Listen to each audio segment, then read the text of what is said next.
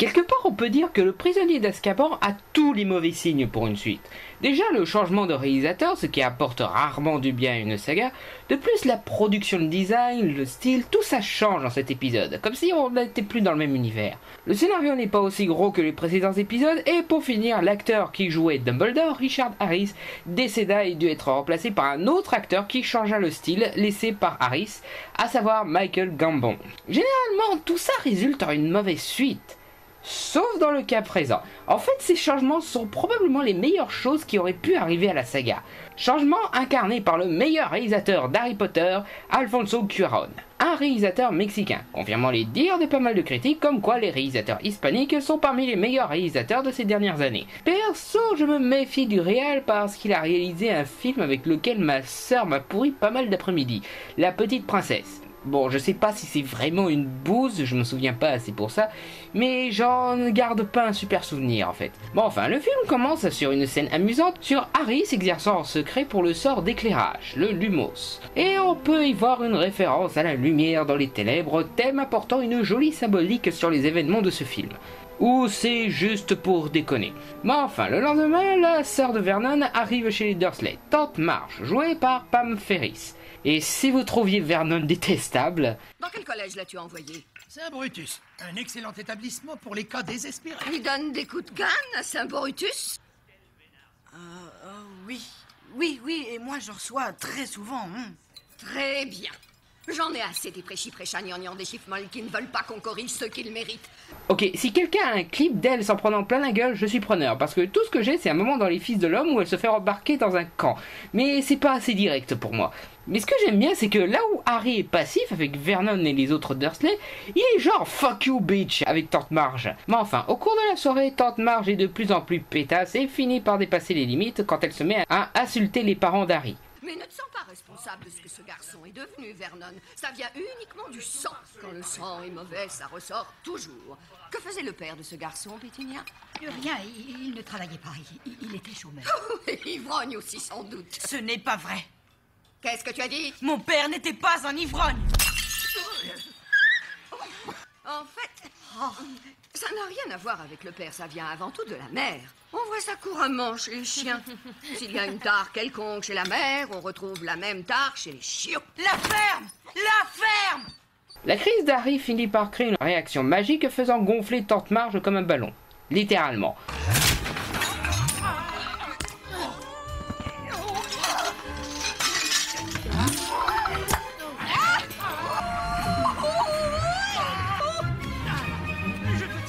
Je te tiens.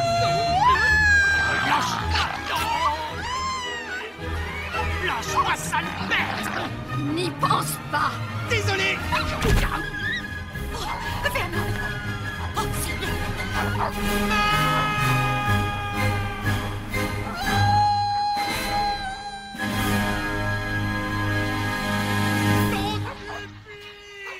Après qu'Harry soit bien gonflé par la situation, il prend sa valise et se tire alors jusqu'à menacer Vernon de sa baguette. Allez, un petit coup de paralysie pour qu'on s'en débarrasse. Dans la rue, avec juste sa valise et sa frustration, Harry sent une présence inquiétante rôder autour de lui. Mais heureusement, arrive le bus magique. Enfin presque. Piloté par un vieil homme bigleux et une tête rétrécie. Et cette scène est probablement la scène la plus délirante de toute la saga Harry Potter. Tu roules dans la ville, tu te sens au paradis. Tu n'es même pas étonné. Assieds-toi bien sur la banquette, installe-toi sans hésiter. Et pour que tout soit parfait, tu pourrais cuire à l'étouffer dans ton bus magique. Allez, monte, ça va être super. Allez, venez dans Pendant le voyage, Harry discute avec le contrôleur, joué par Lee Ingham, à propos de l'homme en première page du journal qu'il lit. Il s'agit de Sirius Black, joué par le charismatique Gary Oldman. Et oui, il a l'air très désappointé sur cette photo. Sirius Black serait un meurtrier partisan de Voldemort qui s'est échappé de la prison d'Azkaban. Et pour ceux qui demandent, oui, c'est un exploit de s'évader de cette prison. Mais enfin, Harry est déposé au Chaudron Baveur, un pub pour sorciers, où il est accueilli par Igor, Tom, et le ministre de la magie, Fudge. Ce dernier lui explique que le coup de la tante est réglé avec un contresort et un sort d'amnésie. Et il semble décidé à fermer les yeux sur ce qu'a fait Harry. En fait, il lui reproche plus d'être sorti seul la nuit avec Sirius Black en liberté que d'avoir exposé la magie à des moldus, qui est censé être un crime beaucoup plus grave. Il lui a même apporté Edwige et des livres pour les cours de cette année. L'un de ces livres est d'ailleurs...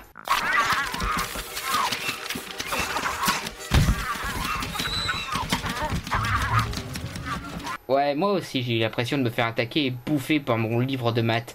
Après un petit stratagème, Harry met KO le livre et le re-range. Après ça, il retrouve Hermione et Ron se disputant parce que le chat d'Hermione, Patoron, essaye de bouffer le rat de Ron, Croutard. Les autres Weasley arrivent aussi, Fred et George, toujours aussi blagueurs, Molly, toujours mère poule avec Harry, et Arthur, qui lui par contre tient à le prévenir du danger que représente Sirius Black, expliquant qu'après la chute de Voldemort, Black a tout perdu, et comme Harry est le responsable de sa chute, et a empêché son retour 2 fois, il serait devenu la cible de Black. Harry, il faut que tu me jures que quoi qu'il arrive, tu n'essaieras pas de retrouver Black.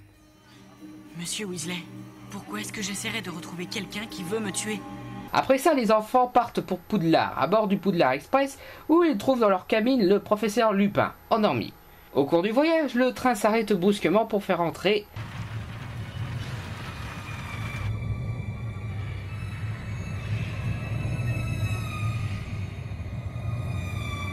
une musique de Stargate? Non, en réalité arrive une chose bien plus effrayante, apportant un froid glacial avec lui. Main d'épouvantail, cape noire, je vous présente les détraqueurs.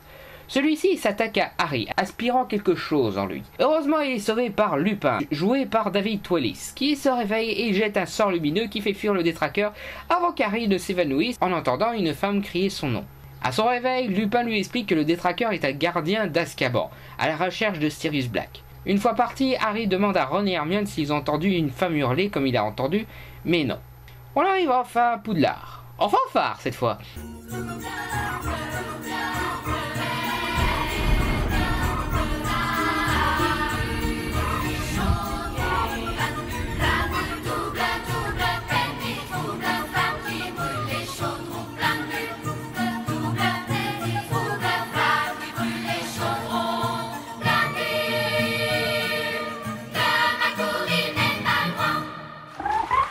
Après ça, notre nouveau Dumbledore annonce l'arrivée de nouveaux profs.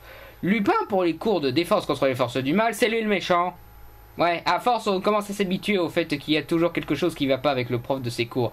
À croire que quelqu'un a jeté une malédiction sur ce cours pour que les gosses ne puissent jamais être préparés contre les forces du mal.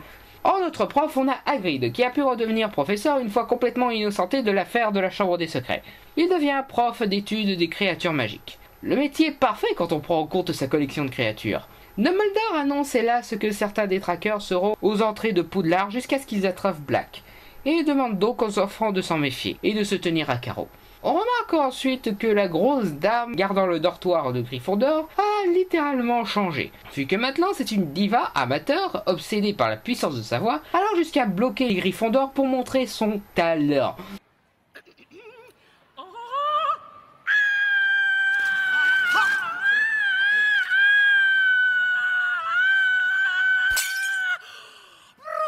Juste avec ma voix, c'est prodigieux. Fortuna Major.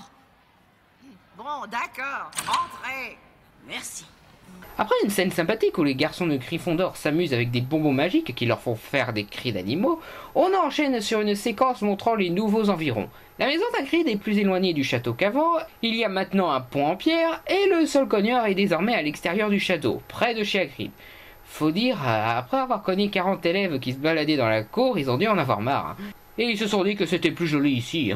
On découvre un nouveau cours, celui de divination, avec le professeur Trelawney, joué par Emma Thompson. Oh, et ouais, attendez-vous à ce que je confonde un bon nombre de fois son nom avec celui d'Emma Watson. Le professeur Trelawney n'est pas une prof comme les autres, comme vous pouvez le voir. Elle est souvent dans le nuage et son cours est sujet à pas mal de critiques et moqueries, principalement d'Hermione, qui débarque de nulle part à la surprise d'Harry et Ron. La mort passe dans votre aura. Êtes-vous dans l'au-delà? Je crois que oui. Bien sûr. Regardez dedans. Que voyez-vous? Oh, oui, eh bien, Harry a une sorte de croix bizarre. Ça veut dire des épreuves et des souffrances. Et ça, là, ça pourrait être un soleil, ce qui signifie du bonheur.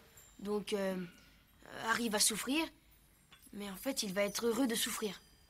T'as rien à nous dire, Harry? En fait, il s'avère que ce signe dans la tasse de Ron est le Silistrose, un présage de...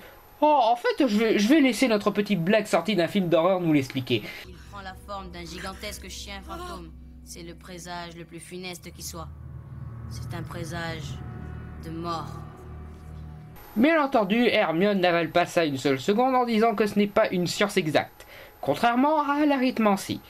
Attends, c'est pas possible. L'arithmancie, c'est à la même heure que la divination. Il faudrait que tu suives 2 cours à la fois. Ne dis pas de bêtises. Comment veux-tu que quelqu'un suive 2 cours à la fois? On enchaîne au cours le plus attendu, celui d'Hagrid, qui exige bien sûr le livre de monstres. Et comment on fait pour l'ouvrir? Vous lui caressez le dos, tout simplement. Oh, Joujou.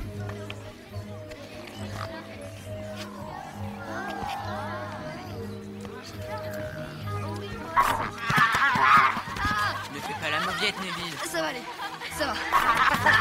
Encore un peu de patience, Neville. Ton heure de gloire arrive. Le seul qui n'est pas emballé par le cours d'Hagrid est bien sûr Drago, qui ici est plus petit con de service que diabolique mafieux comme dans la chambre des secrets.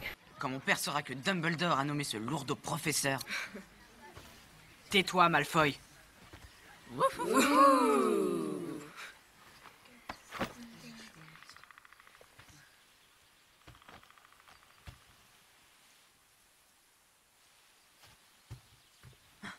Un détraqueur.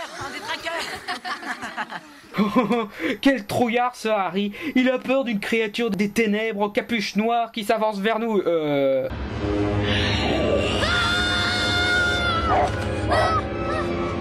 Non, en fait, oublie ce que j'ai dit, Harry. C'est tout à fait normal d'avoir peur de ce genre de truc. Mais enfin, Hagrid présente donc aux enfants la créature du jour, Buck, l'hippogriffe. Une créature très fière qu'il ne faut jamais insulter à moins de se faire tuer. Bien. Qui veut venir lui dire bonjour? C'est bien, Harry, c'est bien. Après un moment de frayeur amenant une mini-scène mignonne entre Hermione et Ron, Harry finit par avoir la confiance de Buck. Je pense qu'il va même te laisser monter sur son dos. Quoi? Allez, mets ici comme ça, juste derrière les ailes. Hagrid! Ne lui arrache surtout pas de plumes, il risque de ne pas aimer ça.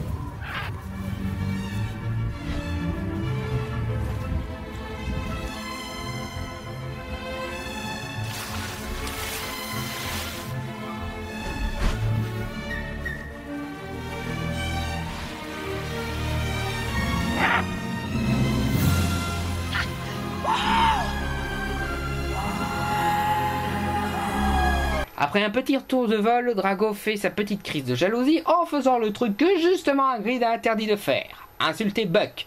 Il se fait donc attaquer et se prend un coup de griffe au bras. Coup de griffe qu'il a l'intention de faire payer à Hagrid et Buck. Hagrid n'est pas renvoyé heureusement, mais Lucius Malfoy a bien l'intention d'agir face à cet accident. On enchaîne ensuite sur les cours de défense contre les forces du mal, où on voit ce que vaut le professeur Lupin. Il présente aux enfants l'épouvantard, une créature multiforme qui prend la forme de ce qui nous effraie le plus. Et il leur apprend un sort pour les contrer, le Ridiculus, un sort faisant prendre une forme amusante à l'épouvantard, car ils craignent avant tout le rire. Ah, et aussi, petite précision, Hermione débarque à nouveau de nulle part. Je vais vous montrer. Neville, voulez-vous venir, s'il vous plaît? Allez, n'ayez pas peur. Venez. Venez. Bonjour. Neville, qu'est-ce qui vous fait le plus peur? Le professeur Rogue. Pardon? Le professeur Rogue. Le professeur Rogue. Ça fait peur à tout le monde. Vous habitez chez votre grand-mère, je crois? Oui, monsieur, mais je ne veux pas que l'épouvantard prenne sa forme. Rassurez-vous. Je veux que vous voyiez ces vêtements, seulement ces vêtements, très clairement, dans votre tête. Elle porte un grand sac à main rouge. Non, ne nous dites rien. Si vous voyez le sac, nous le verrons. Maintenant, je vais ouvrir l'armoire. Et voici ce que vous allez faire. Excusez-moi. Pensez au professeur Rogue avec les habits de votre grand-mère. Vous pouvez le faire? Oui. Préparez votre baguette. 1, 2, 3.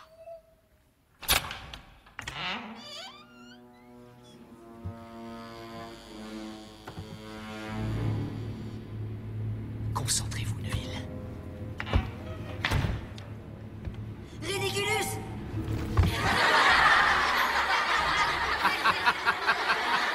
Formidable, Neville, formidable, incroyable, très bien. Je vous remercie, Neville. Les autres élèves enchaînent ensuite en musique, un petit peu à la cercle des poètes disparus.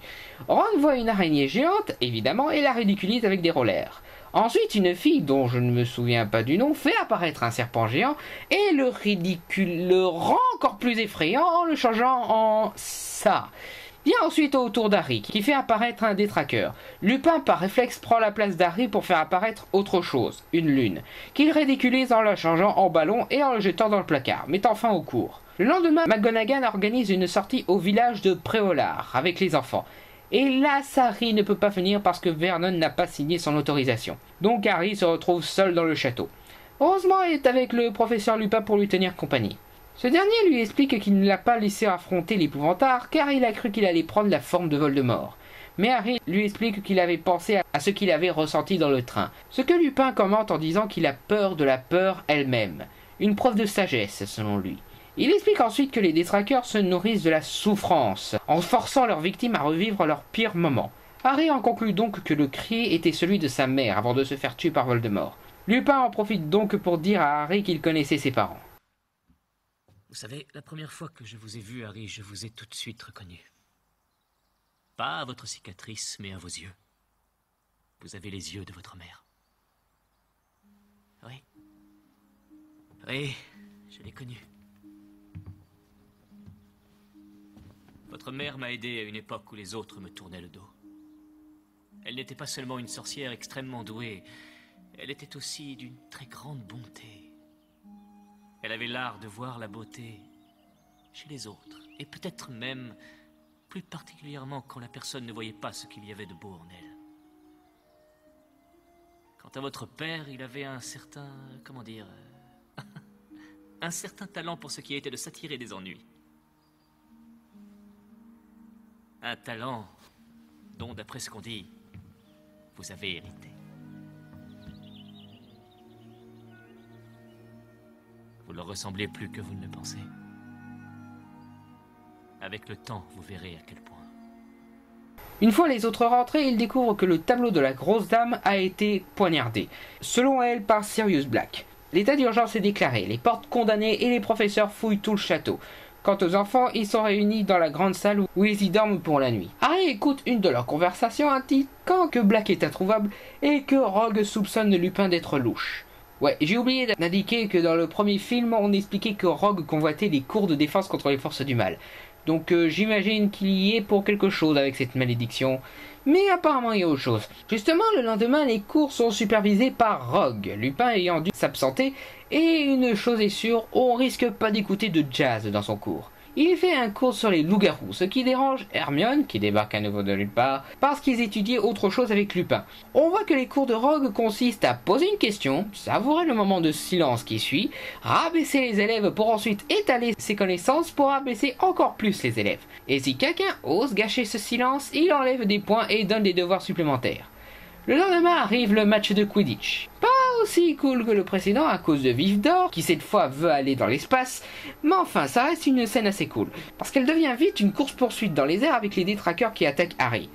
Harry tombe de son balai, mais est sauvé par la magie de Dumbledore. Harry se réveille à l'infirmerie pour découvrir que Dumbledore a chassé les détraqueurs de Poudlard, et que son balai a été détruit. Quelque temps après, Harry demande à Lupin pourquoi les détraqueurs l'affectent autant. Il lui explique que c'est à cause des moments qu'il a vécus, qui sont plus horribles que ce que les autres peuvent imaginer. Harry demande donc à Lupin de l'aide pour se défendre contre les détraqueurs. Lupin accepte de lui faire un cours privé après les vacances. Quelques jours après, Harry voit à nouveau ses amis partir pour Préolard. Il essaye d'y aller avec sa cape d'invisibilité cette fois, mais il se fait vite attraper par Fred et George, qui, en professionnel de l'embrouille, lui remettent quelque chose de beaucoup plus pratique, la carte du maraudeur, signée par des certains Lunar, Queue de Verre, Panmol et Cornedru. Une carte magique de Poudlard indiquant l'emplacement actuel des habitants du château. Avec ceci, Harry va pouvoir aller à Préolard et retrouver ses amis. Il fait un petit tour de village avant de les retrouver près de la cabane hurlante, le lieu le plus hanté de Grande-Bretagne. Malheureusement, Draco débarque pour jouer les petits cons. Harry arrive pour leur jouer un tour d'invisibilité et faire fuir la bande de Draco. Après ce moment amusant, le trio retourne au village où il voit McGonagall et le ministre Fudge aller dans un bar pour discuter d'une histoire concernant Sirius Black et Harry. Ce dernier va d'ailleurs espionner leur conversation avec sa cape.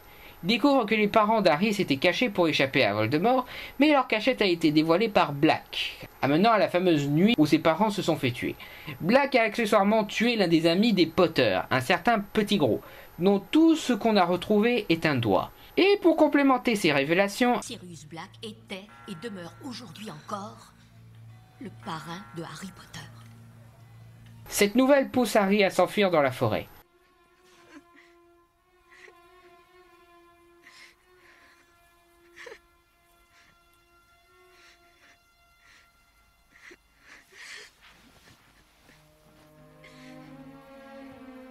Qu'est-ce qui s'est passé? Il était leur ami. Et il les a trahis.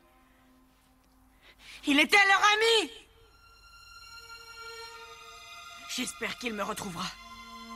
Et quand ça arrivera, je serai prêt. Quand ça arrivera, je vais le tuer! Après ça, on arrive à la rentrée, où Lupin apprend à Harry le sortilège du Patronus, un sort de bouclier qui marche grâce au souvenir d'un moment heureux. On y va? Sortez votre baguette.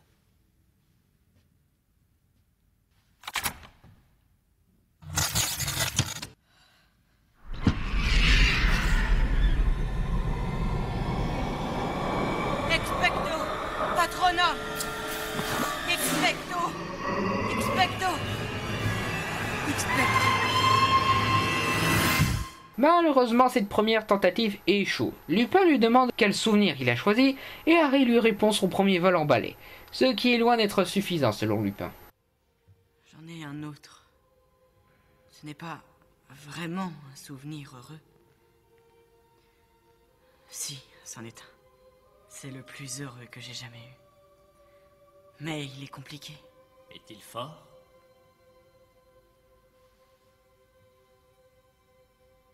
Eh bien, nous allons l'essayer.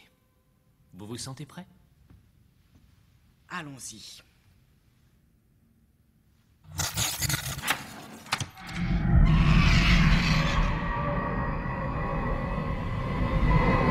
Expecto Patronum! Expecto Patronum!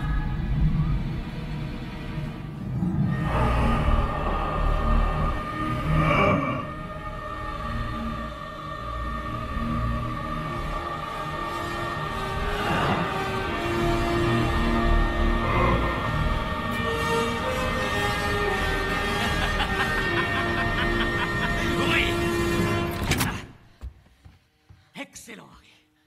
Excellent. Je crois que ça suffit pour aujourd'hui. Oui, asseyez-vous. Tenez, mangez ça, ça vous fera le plus grand bien. Il faut que vous sachiez que vous venez de vous hisser à la hauteur de votre père. Et ça n'est pas un mince exploit.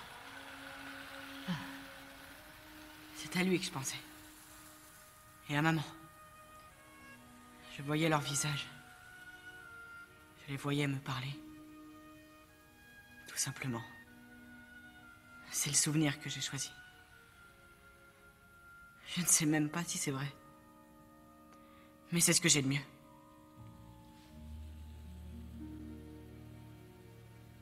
Quelques jours après, le trio retrouve Hagrid pour en savoir plus sur une réunion où il a dû aller à cause de l'accident avec Draco et Buck. Hagrid n'est toujours pas viré, mais Lucius a réussi à faire condamner à mort Buck. Et sérieux, qu'est-ce qu'Hagrid a fait à Lucius pour l'emmerder à ce point? Il essaye de l'envoyer en tôle, de le faire virer, de tuer ses animaux de compagnie. C'est du harcèlement à ce stade. Hagrid devrait porter plainte. Le soir même, Harry admire un peu son nouveau jouet avant d'être interrompu par Ron qui se réveille en sursaut. Plein d'araignées. Elles veulent que je fasse un numéro de claquette. Je vais pas faire de claquette. Dis-leur que tu ne veux pas. Oui, je vais leur dire. Tout con. En étudiant la carte, Harry découvre qu'une personne identifiée comme étant Petit Gros se balade dans les couloirs. Harry essaye de le retrouver pour savoir c'est quoi cette embrouille.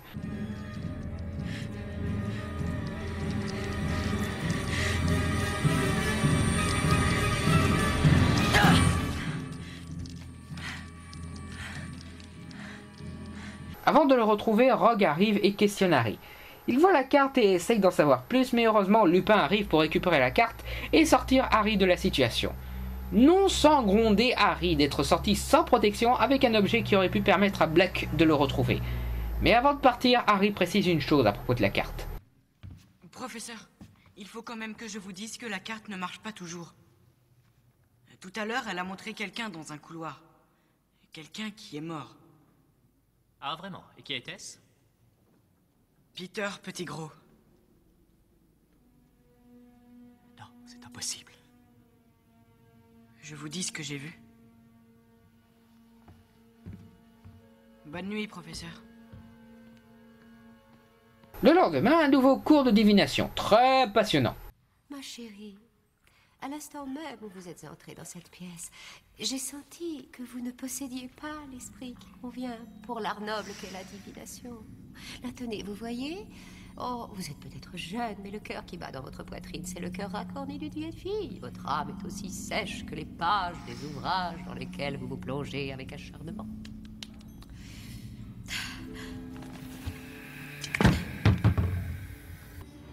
Aurais-je dit quelque chose? Après le cours, Harry retrouve la boule de cristal et la remet dans la salle.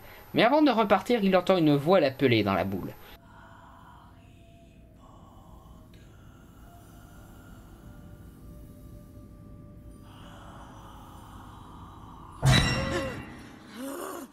Professeur Trelawney.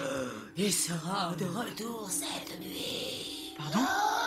Cette nuit, celui qui a vendu ses amis et dont les meurtres ont pourri le cœur se libérera de ses chaînes. Le sang d'un innocent sera versé et les serviteurs et maîtres se trouveront réunis de nouveau.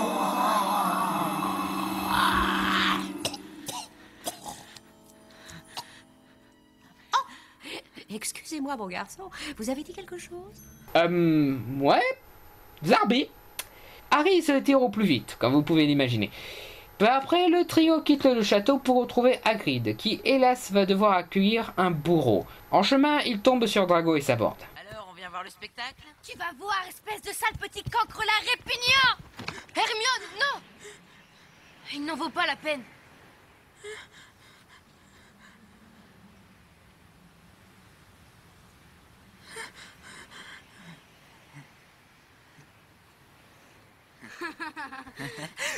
Hermione. Malfoy, ça va aller? Viens, Drago. Bon, allez-nous-en. Vite. Hé, attendez-moi. Vous n'en parlez à personne. Ça fait du bien. Ouh, on rigole plus avec notre petite Hermione.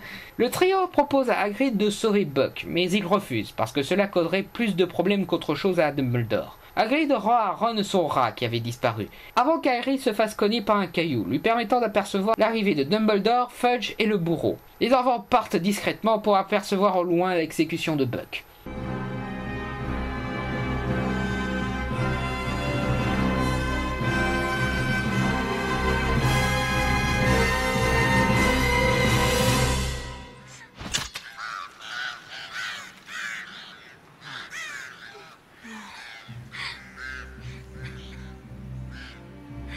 Ce moment de tristesse est hélas vite passé avec Croutard qui mord le doigt de Ron pour s'enfuir. Ron le rattrape près du sol cogneur, mais il se fait emporter par un gros chien noir, que Ron qualifie comme étant le Sinistrose. Le chien l'emmène dans un passage sous le sol cogneur. Le duo vend de ce passage après avoir évité de se faire démolir par le sol cogneur. Le passage amène à la cabane hurlante. Ils y retrouvent Ron, sauf et paniqué, prévenant ses amis que le chien est un Animagus, un sorcier capable de se transformer en animal.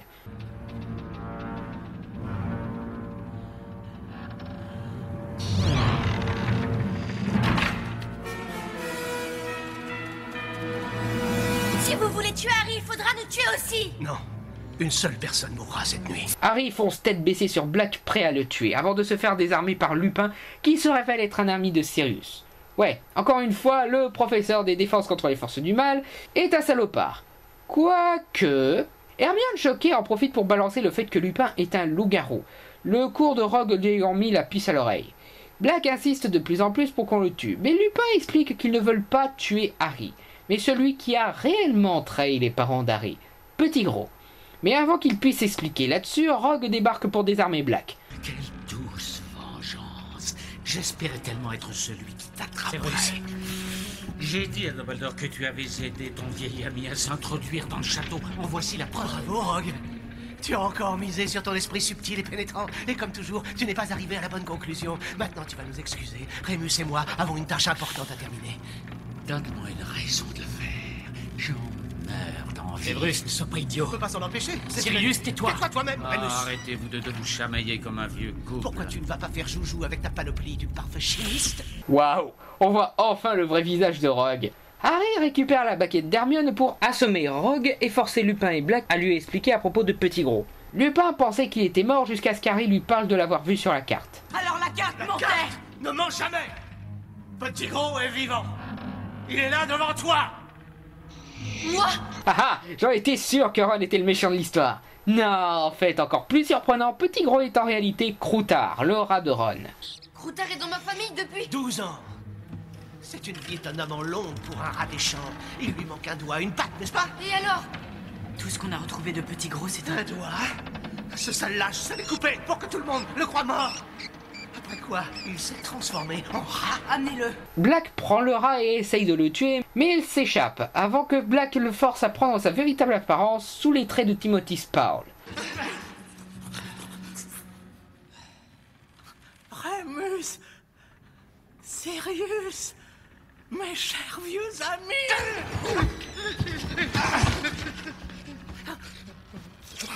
Harry, comme tu es grand et comme tu ressembles à ton père, à James, nous étions les meilleurs amis du monde. Comment oses-tu adresser la parole à Harry?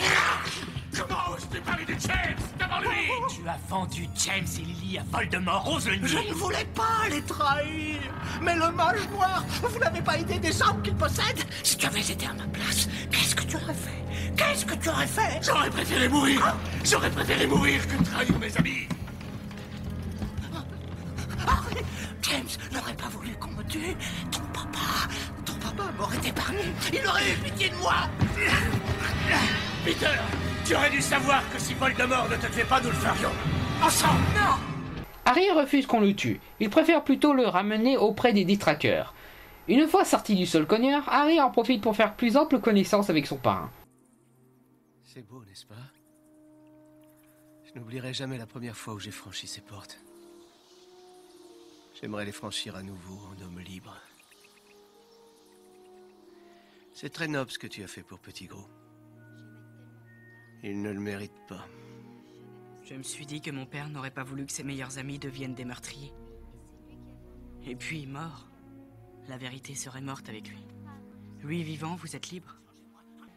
Je ne sais pas si tu le sais, Harry, mais quand tu es né, James et Lily ont voulu que je sois ton parrain. Oui, je le sais. Et je comprendrais très bien que tu veuilles rester avec ton oncle et ta tante. Mais si jamais tu voulais vivre dans une autre maison... Vous voulez dire habiter chez vous? Oh, tu sais, j'ai eu cette idée, mais je comprendrais très bien que tu l'acceptes pas. Seulement ce moment de tendresse est interrompu par la pleine lune, transformant Lupin en loup-garou. Comme si c'était pas assez la dèche comme ça, Petit Gros s'enfuit. Beaucoup critiquent le design de Lupin-Garou, mais je trouve qu'il a un style qui va avec l'univers. Bref, c'est différent, mais dans un bon sens. Et c'est toujours mieux que les inimaginatifs loups géants de Twilight. Lupin attaque le trio, mais Rogue débarque pour les protéger. Chose assez cool venant de lui. Sirius se rechange en chien pour se battre contre Lupin-Garou, mais il n'est pas assez fort. Harry va l'aider et ils sont tous les deux sauvés par un cri de loup au loin.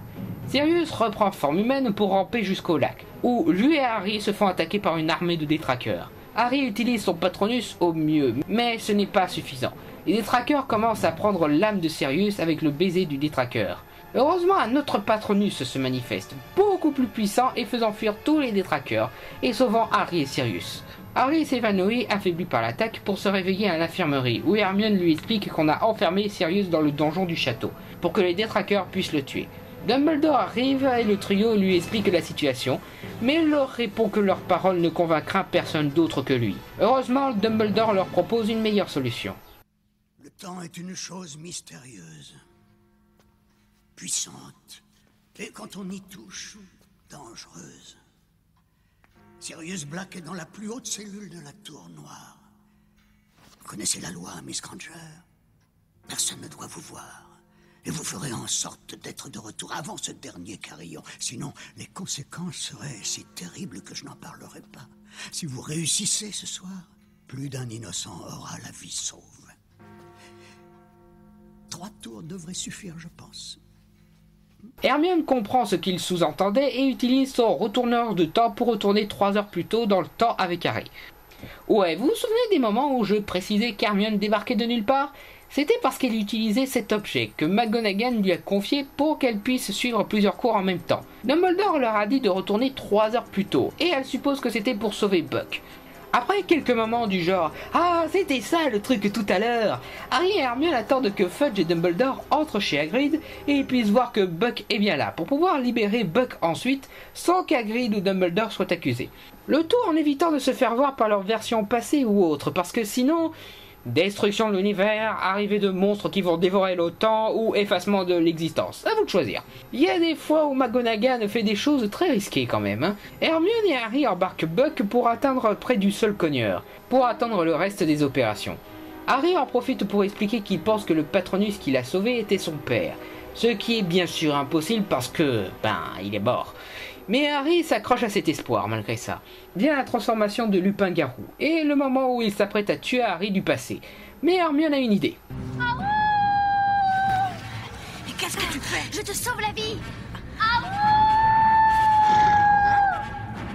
Merci. Ouais, merci de m'avoir sauvé en faisant amener ce monstre assoiffé de sang vers nous. Attends, quoi? Oh merde! Ils essayent d'échapper à un Lupin-Garou, mais ils les retrouvent quand même. Heureusement, Buck débarque pour faire fuir Lupin-Garou. Le pauvre professeur Lupin en voie de dur cette nuit. Vient le moment où les détraqueurs attaquent Sirius et le Harry du passé. Harry attend son père pour faire apparaître le Patronus comme dans ses souvenirs. Personne ne vient. Il va venir, crois-moi. Je sais qu'il va venir. Vous êtes en train de mourir. Tous les deux.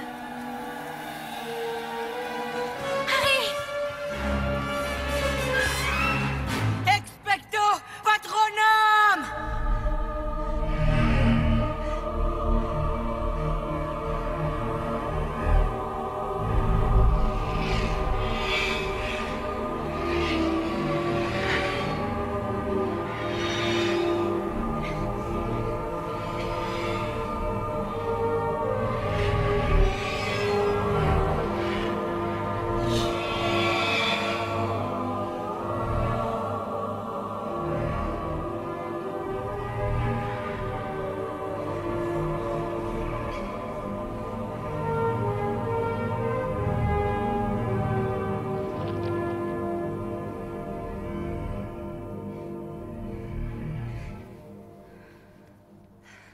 Après cet exploit, Harry et Hermione vont délivrer Sirius pour qu'il puisse s'enfuir avec Buck. Non sans faire ses adieux à Harry. Je veux partir avec vous. Un jour, peut-être. Ma vie va être trop instable pendant quelque temps. En plus, Harry, ta place est ici. Mais vous êtes innocent. Toi, tu le sais. Mais pour l'instant, ça me suffit. J'imagine que tu en as assez d'entendre ça. Mais tu ressembles beaucoup à ton père. Sauf les yeux. Tu as les yeux. J'ai les yeux de ma mère. C'est cruel que j'ai passé tant de temps avec James et Lily et toi si peu. Mais crois-moi, ceux qui nous aiment ne nous quittent jamais vraiment. On peut toujours les retrouver. Là.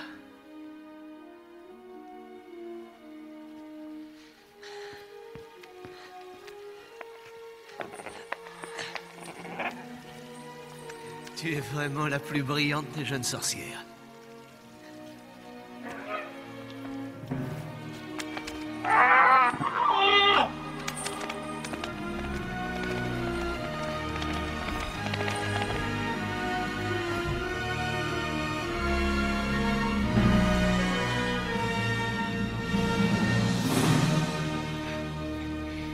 Enfin, Harry et Hermione retournent à l'infirmerie pour prendre la place des Harry et Hermione du passé.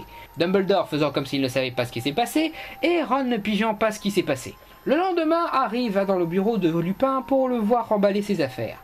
Remus a démissionné pour que Dumbledore ne se casse plus la tête avec les parents d'élèves, refusant qu'un loup-garou fréquente leur bambin.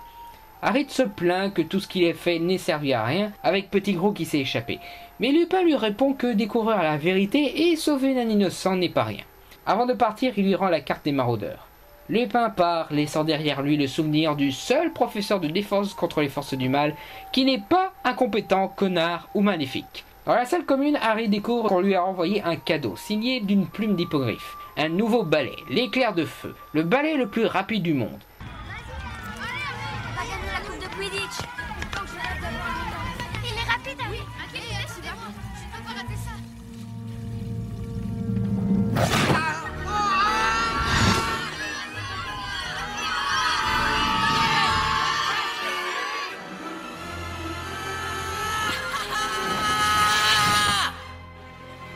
Le prisonnier d'Azkaban est sans problème le meilleur épisode de la saga, et aussi celui qui changea le reste de la série. Désormais, tous les films auront un style sombre et inspiré du style de Cuaron, et laisseront tomber toutes les couleurs magiques de Chris Columbus. Ce qui est un plus selon moi. Les couleurs de Chris Columbus sont sympas, mais l'ambiance sombre et bizarroïde donne un peu plus de charme, je trouve. Ça le rend un peu plus unique, moins basique.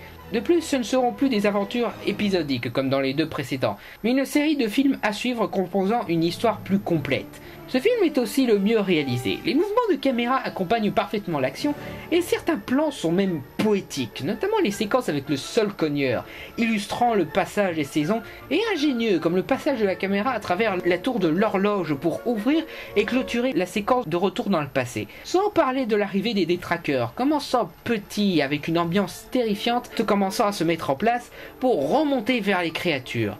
Ou la transition au noir pour les moments où Harry s'évanouit. Bref, une excellente mise en scène pleine d'excellentes idées. Là où le premier film avait pour thème l'enfant à la découverte d'un monde plus riche à travers l'école et l'éducation, et le 2 celui de la peur de l'enfant de mal tourner, le thème de celui-ci est la lumière dans les ténèbres. Le Lumos dans les endroits sombres, le Patronus contre les créatures en capuche noire, et la bonté de Sirius Black dans l'océan d'horreur qu'il a subi et ce qu'on a dit sur lui. Ou la scène où le garçon s'amuse alors que dehors les détraqueurs guettent. En parlant de Black, J.K. Rowling a encore fait fort en jouant sur la suspicion du spectateur, sur qui est le méchant.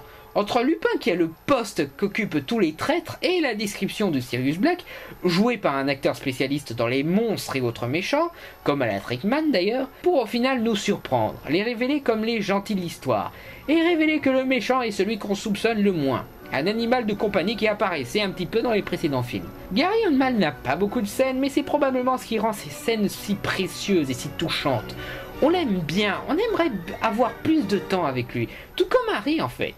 David Wallis était aussi très charismatique. Il est sûrement le meilleur professeur de défense de toute la saga, vu qu'on apprend des choses avec lui, contrairement à Quirrell qui, je soupçonne de saboter ses cours, et Lockhart qui... ouais, sans commentaire.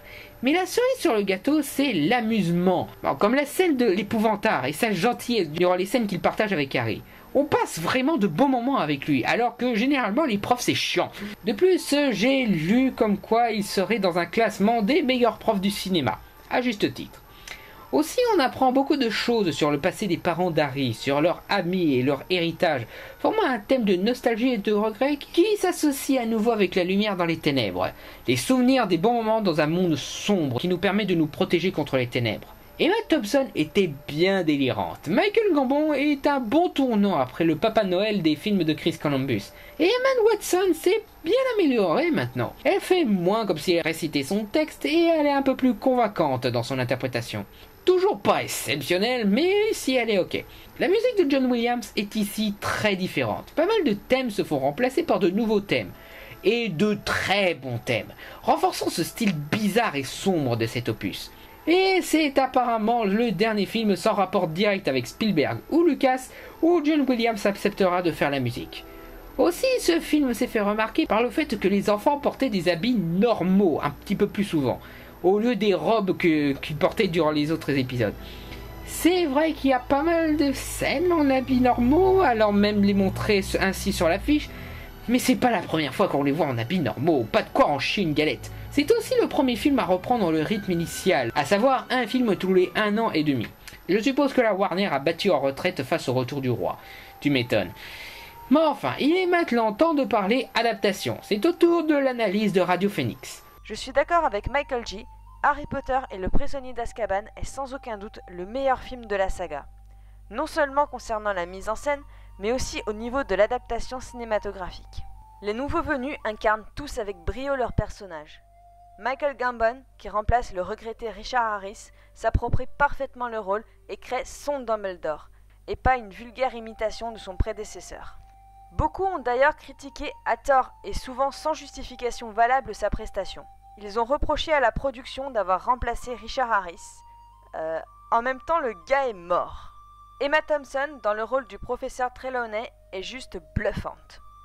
De même, Timothy Spall, dans le rôle du traître Peter Pettigrew, correspond mot pour mot à la description du livre. Cet acteur a vraiment une tête de rat. Mais le rôle que j'attendais avec la plus grande hâte est sans hésiter celui de Remus Lupin. C'est ce personnage qui m'a fait aimer la saga Harry Potter. D'ailleurs, Ewan McGregor était initialement prévu pour le rôle. Ça aurait vraiment été formidable d'avoir cet acteur. Pourquoi n'a-t-il finalement pas été retenu ? Je pense que le problème vient de la différence d'âge trop importante avec Alan Rickman. C'est vrai que 25 ans d'écart entre les deux acteurs alors que leurs personnages sont censés avoir le même âge, c'est un peu gros. Surtout que Remus est censé avoir l'air un peu fatigué par rapport à son âge. Mettre quelqu'un de plus jeune aurait décrédibilisé le personnage. C'est sûr, si c'est pour paraître 10 ans de moins que mon âge, moi aussi je veux être un loup-garou. Enfin, à part ça, le personnage est vraiment génial dans le film et c'est ce qui compte. Hormis le fait que ce ne soit pas Ewan McGregor et que son apparence de loup-garou soit plus proche d'un Gollum géant plutôt que d'un loup, le personnage de Remus Lupin correspond parfaitement à ce qu'on pouvait attendre en lisant le livre. Et puis faut reconnaître que David Twillis a bien joué son rôle. Un autre détail qui a créé toute une polémique auprès des fanatiques est l'absence d'Olivier Dubois, le capitaine de l'équipe de Quidditch de Gryffondor. En effet, ce personnage est d'une importance capitale. Sans lui, Harry Potter n'existerait pas. Même si j'ai adoré la scène à l'infirmerie dans le livre, juste après la défaite de Gryffondor face à Poufsouffle, lorsque Harry demande où est Dubois et qu'un des jumeaux répond « Il est toujours à la douche, je crois qu'il essaye de se noyer », je comprends tout à fait que le personnage ne soit pas dans le film. Et puis ça donne une raison de lire le livre. Les décors du château ont changé, mais je trouve que cela n'est absolument pas dérangeant. Poudlard est en effet un endroit magique et l'on accepte donc sans mal quelques variations d'une année sur l'autre. Au contraire, cela ajoute à la magie des films. Et il y a aussi toute l'intrigue autour de l'éclair de feu qui a été supprimée. Dans le livre, Harry recevait le balai à Noël et Hermione l'amenait au professeur McGonagall pour qu'elle vérifie si ce n'était pas un cadeau piégé de Sirius Black. On regrettera néanmoins qu'il n'y ait pas plus d'explications sur qui sont les maraudeurs. Même si l'on devine facilement qu'il s'agit du père de Harry pour Cornedru, de Sirius Black pour Patmol, de Remus Lupin pour Lunar et de Peter Pettigrew pour Queue de Verre. Je lui mets comme note concernant l'adaptation 9,75 sur 10. C'est le minimum pour un tel film. Quant au film en lui-même, je lui donne 9 sur 10. Le meilleur Harry Potter de loin, bien que ce ne soit pas mon Harry Potter préféré. Rendez-vous demain où nous passerons à la coupe de feu.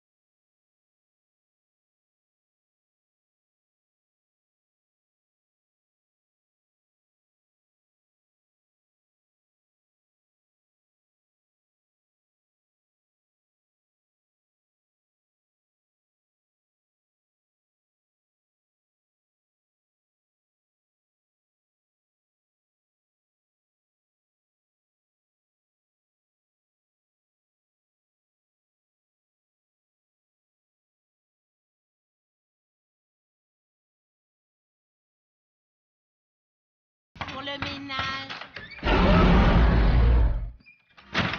Je reviendrai plus tard.